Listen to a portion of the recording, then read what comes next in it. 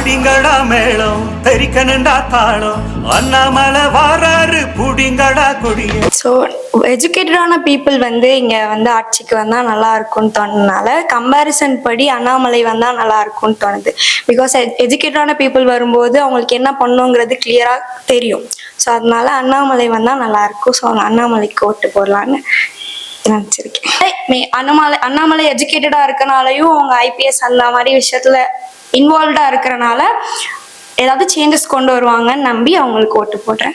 என்ன மாதிரி சேஞ்சஸ் வரும்னு எதிர்பார்க்குறீங்க? அண்ணாமலை ஏன் சூஸ் பண்ணீங்க?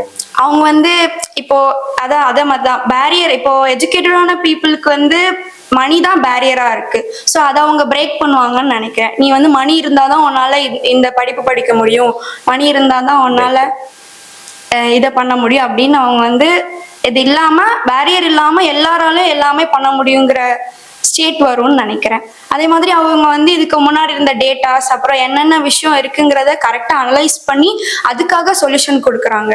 ஸோ அதுவுமே ஒரு பாயிண்டா நினைக்கிறேன்.